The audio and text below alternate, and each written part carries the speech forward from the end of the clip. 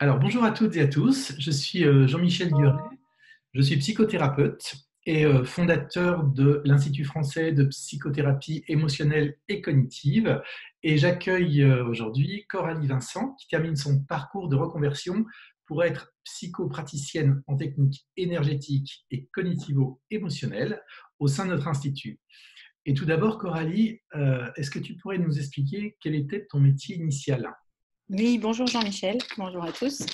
Alors, mon premier métier, c'était le commerce international et j'étais bras droit de PDG dans une industrie pharmaceutique. Donc, je viens de l'industrie et du commerce international. Et qu'est-ce qui t'a amené à vouloir aider les autres? Eh ben, c'est le burn-out en fait. Voilà, j'ai fait une carrière de 15 ans avec un burn-out sévère. Et dans mon parcours de guérison, j'ai eu l'occasion de tester, enfin, de travailler avec des techniques énergétiques. Et puis le burn-out, c'était plus question de retourner à mon ancien rythme de vie. Donc, et de par mon métier, j'étais en relation beaucoup avec mes clients, mes fournisseurs. J'étais la plateforme tournante aussi au niveau personnel, donc j'avais déjà un métier relationnel fort. Et c'est un autre aspect de la relation qui m'a attirée, c'était déjà en moi. Et puis c'est pour ça que pendant mon parcours de guérison, je me suis dit pourquoi pas, pourquoi pas, pourquoi pas aller vers ce métier. Ça m'attirait, c'était déjà en moi. Donc, Le burn-out touche vraiment beaucoup, beaucoup de monde aujourd'hui. mm. Est-ce que c'est pas trop indiscret de te demander si tu peux détailler un petit peu ton propre parcours? Parce que ça peut donner des pistes Mm. pour d'autres. Tout à fait. Le burn-out professionnel, effectivement, c'est malheureusement extrêmement répandu. Moi, mon parcours, ça a été de m'investir dans ma profession très intensément. Et puis, j'adorais ce que je faisais. Je voyageais tout autour du monde. J'échangeais avec beaucoup, beaucoup, beaucoup de personnes. Enfin, j'étais vraiment investie dans cette petite entreprise à la base qui est devenue grande au fur et à mesure des années. Et puis j'ai eu un pépin de vie, un divorce, et une disponibilité qui a diminué. Et j'étais bras droit de PDG. Donc, j'avais pas le droit de ne pas être disponible. Ça m'a été reproché beaucoup. Donc, j'ai voulu tenir malgré tout, malgré les difficultés avec le divorce, le fait de se retrouver seule avec 2 enfants, etc. Et j'ai voulu tenir, tenir, tenir. Donc, j'ai engagé une psychothérapie à cette époque-là, avec une psychologue jungienne qui m'a aidée à tenir quand même pendant les années, je dirais, où il fallait faire face malgré tout. Et puis, il s'avérait que le PDG, il n'avait pas le temps d'attendre. Donc, c'était pression, pression, pression. Et puis, j'ai craqué. Je me suis effondrée un jour devant l'école de mes enfants parce que j'ai amené mon corps et ma tête beaucoup trop loin. Beaucoup, beaucoup trop loin. Et ce Mais burn-out, c'est vraiment l'effondrement. D'un coup, tu veux y aller dans ta tête, mais le corps ouais. suit plus. Voilà, c'est ça. Tu veux y aller dans ta tête, tu essayes de faire face à tout, à tes responsabilités de famille, à ton poste, parce que j'avais un poste à responsabilité de toute façon, donc il fallait être là, il fallait être présente, il fallait être sur tous les fronts en même temps. Et puis il y a un moment, même si j'avais un médecin qui voulait m'arrêter, ça faisait 6 mois qu'elle me disait: il faut vous reposer, il faut vous poser, il faut vous arrêter. Je lui disais: je ne peux pas m'arrêter. J'ai un poste clé, si je m'arrête, ça va être aussi l'occasion pour ma direction de reprendre les clés, quoi, entre guillemets. Donc je ne pouvais pas. Je ne pouvais pas, j'ai forcé, forcé, forcé, forcé jusqu'à l'effondrement. Un jour, j'ai encore quitté en retard parce que diverses demandes de dernière minute de mon PDG. Et puis, je suis arrivée devant l'école de mes enfants une fois de plus, juste à l'heure pour les récupérer. Ça me gênait dans mes valeurs de faire attendre les gens. Voilà, j'étais vraiment poussée au plus loin de mes valeurs et très gênée de ne pas respecter ces valeurs vis-à-vis des autres. Et je me suis effondrée devant la porte de l'école. C'est la dame, en sortant avec mes 2 enfants, qui m'a trouvée par terre devant l'école, donc qui m'a D'accord. relevée. Et donc, à partir de ce moment-là, qu'est-ce que tu as fait? Bah, à partir de ce moment-là, cette dame, gentille dame, m'a dit: «Allez, relevez-vous, montez dans votre voiture, emmenez vos enfants et arrêtez-vous, quoi». Enfin, c'était un conseil vraiment de quelqu'un qui me voyait au quotidien, qui connaissait pas forcément ma vie, mais pour qui c'était évident: «Arrêtez-vous là, vous en pouvez plus, c'est juste pas possible». Et le lendemain, je suis allée chez mon médecin et elle m'a sauvé la vie, cette médecin, parce qu'en fait, elle a appuyé sur le bouton envoi de l'arrêt maladie direct à la CPAM et elle m'a dit: «Je vous ai arrêté. Je vous interdis de retourner travailler». Et c'est comme ça que mon parcours de reconversion a démarré. Parce que là, j'ai été arrêtée d'abord 15 jours. Et pendant ces premiers 15 jours, on a l'impression qu'on est un warrior, hein, que ouais, bon allez, 15 jours et j'y retourne, c'est rien, c'est pas grave. Mais pendant ces premiers 15 jours, là, ça a été le véritable effondrement, en fait. Parce que j'ai ralenti, parce que j'étais arrêtée. Et là, tout s'est effondré. Psychiquement, psychologiquement, physiquement, toutes les barrières que je m'étais mises un peu pour tenir et puis pour faire face, tout est tombé. En 15 jours, tout est tombé. Et là, ça a été vraiment un choc, vraiment un choc. On est en état de choc, en fait. C'est vraiment ça, le burn-out. Et puis, quand son verdict est tombé à elle, c'était, voilà, burn-out sévère. Je vous interdis de retourner travailler. Votre vie est en danger, quoi. C'est vraiment ça. Et le parcours de reconstruction, tu nous disais que tu avais croisé des thérapeutes énergéticiens. Oui, alors en fait, j'ai été suivie par cette psychologue jungienne et je dirais pour essayer de sortir et d'aller un petit peu mieux, j'ai commencé par le Qigong. Le Qigong et le trampoline. En fait, j'avais un prof de Qigong qui travaillait avec le trampoline. Et le trampoline, c'était la première technique que j'ai essayée pour lâcher prise, lâcher, lâcher, lâcher. Et ça a été ma première connexion, en fait, aux techniques énergétiques. Et ce monsieur pratiquait voilà, l'énergétique, etc. Donc là a commencé ma recherche parce que bon, j'ai été mise sous antidépresseurs et ça ne me convenait pas du tout. Je me sentais complètement dépersonnalisée. J'avais 2 enfants, fallait quand même que je sois présente avec eux. Et j'ai une médecin homéopathe qui a été super parce qu'elle m'a orientée vers des gens en me disant: bon, écoutez, on va aller vers les techniques douces, essayer la sophrologie. C'est elle qui m'a parlé aussi de l'EFT. Donc, j'ai commencé à explorer, en fait. J'ai exploré ces techniques. Et là, j'ai découvert que je pouvais remonter grâce à ça et sans m'abreuver de ces médocs qui ne me convenaient pas du tout, enfin, en tous les cas pour moi, hein, parce que parfois c'est nécessaire. Mais moi, je le vivais très très mal et puis j'avais l'impression d'être une zombie avec ces médicaments. Donc voilà, j'ai essayé d'autres choses. Mais j'avais déjà quand même commencé un parcours psychothérapeutique depuis 2 ou 3 ans avant l'effondrement complet, quoi. Donc là, tu vas bientôt terminer ta troisième année. Oui. Comment est-ce que tu as vécu les 2 premières années de ta formation? Écoute, je les ai vécues avec un grand bonheur parce que, alors la première année, alors déjà, je voudrais rebondir sur la présentation que tu avais faite en 2016, je crois, sur justement cette formation de reconversion qui était mise en place. Et je l'ai réécoutée il y a pas très longtemps et je me dis, mais promesse tenue. En fait, tout ce que tu avais évoqué par rapport aux gens qui enseignaient, à la pédagogie, etc., pour moi, c'est promesse tenue. J'ai vraiment adoré ces 2 années parce qu'elles ont été pour moi une transformation, hein, vraiment une transformation. J'ai appris beaucoup de choses. La première année, elle pose les bases, les fondements. On apprend voilà, la psychopathologie, les différentes techniques, les TCC. On approche beaucoup, beaucoup de choses. Pour moi, c'est une première année où on pose les bases. Et elle permet aussi de réfléchir à soi, à comment on voit ce métier de psychopraticien, quel praticien, quel thérapeute on va devenir, etc. La deuxième année, là, on rentre vraiment dans la pratique. Donc là, on se confronte en se disant, est-ce que je suis vraiment capable? Est-ce que je vais savoir faire? Est-ce que voilà, il y a tout un questionnement personnel, hein, qui se déroule pendant ces années. Et moi, j'ai vraiment adoré ces années. Les gens qui interviennent sont vraiment sont vraiment super. La pédagogie, ben, voilà, j'ai vraiment adoré.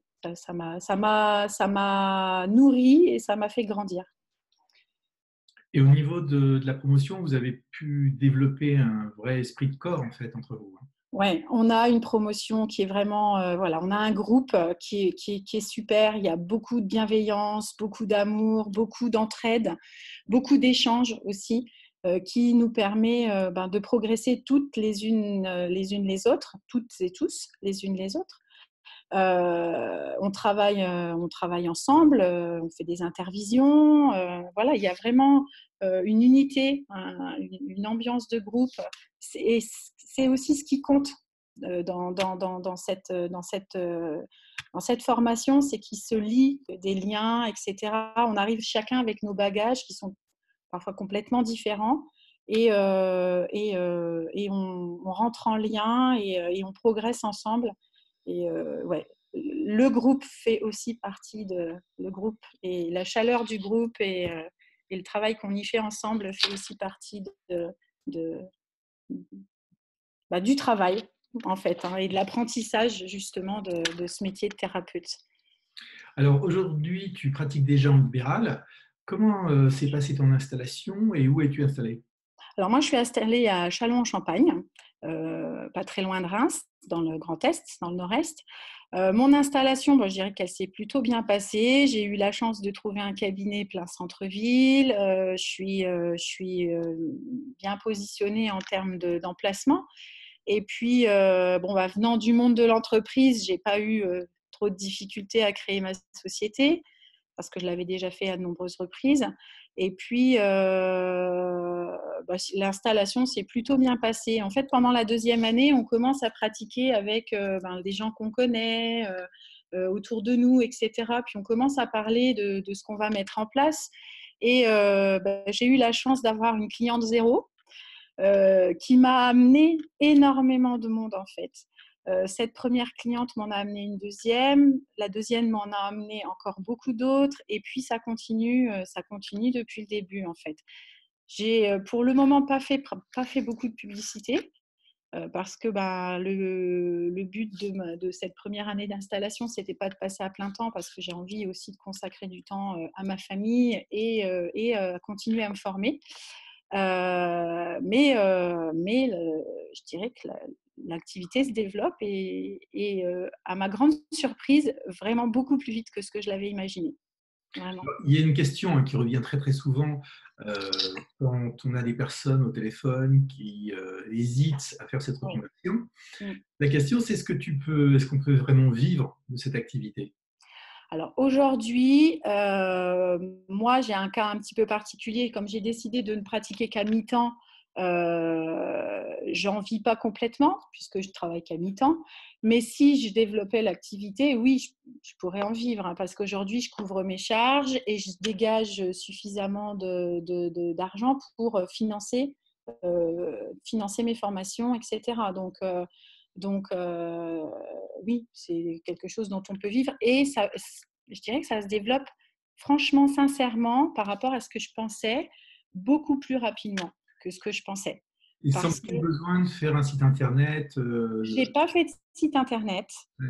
je n'ai pas distribué de flyers, j'ai simplement mis des cartes à différents endroits de Châlons, c'est-à-dire auprès de mon médecin, par exemple. Je me suis fait connaître auprès des professionnels de la santé qui seraient susceptibles de nous adresser des patients. Alors, en expliquant ce que je faisais, en expliquant comment je travaillais, avec quelle technique je travaillais, j'ai présenté Et ce que je faisais. quel accueil tu as eu justement? Ça m'intéresse. Alors, moi, j'ai eu plutôt bon accueil parce que je me suis aussi adressée à des professionnels qui sont aussi dans cet état d'esprit. Et puis, récemment, j'ai même eu une jeune fille qu'on m'a adressée, un psychologue de l'hôpital qui m'a adressé une jeune fille. Donc, finalement, plutôt bon accueil. Euh, j'ai pas eu de personnes fermées en fait. C'est quand on explique effectivement comment on travaille, quelles sont les techniques.